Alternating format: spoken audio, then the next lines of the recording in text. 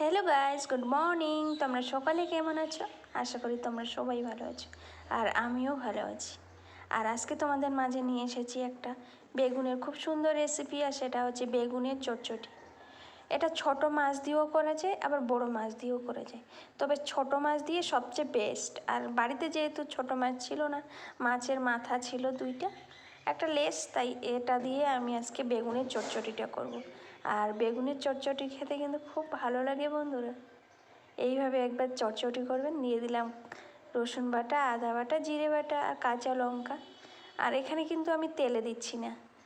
আর আপনারা দেখবেন এইভাবে একবার রান্না করে খেতে অসম্ভব টেস্টি লাগে।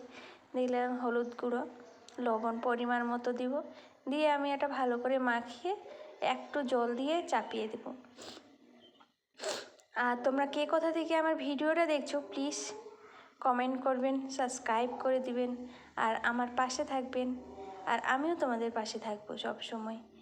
আর দিয়ে দিলাম সরিষার তেল, একদমই খাঁটি সরিষার তেল।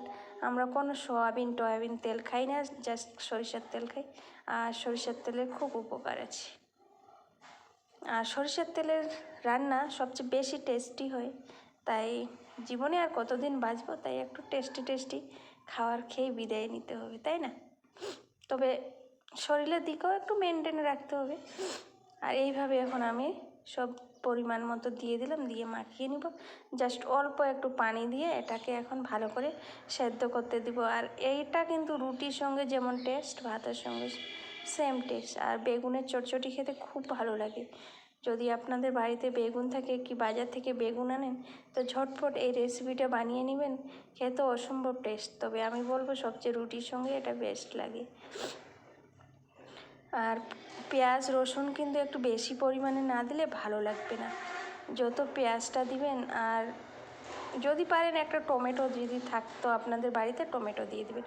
তবে আমাদের টমেটো নেই, তাই আমি ওটাকে স্কিপ করছি। দিতেও পারেন, না দিতেও পারেন। আর দিয়ে দিলাম হালকা একটু জিরে, দিয়ে এখন ভালো করে মাখিয়ে একটু জল দিয়ে দেবো। দিয়ে এটাকে আমি এখন ঢাকিয়ে দেবো। তোমরা কোন দেশ থেকে দেখছো প্লিজ একটু কমেন্ট করে বলবেন, তাহলে আমার কি হবে, মনের মধ্যে একটা উৎসাহ জাগবে যে আমার ভিডিওগুলো অন্য অন্য দেশে চলে যাচ্ছে, আমার ভিডিওগুলো অনেকজন দেখছে। সেটাই আমাকে একটু মনের মধ্যে সাহস যোগাবে যে না, এটা আমি কন্টিনিউ করলে কোনো একটা কিছু হতে পারে। আর এখন এটা আমি ঢাকিয়ে দেবো।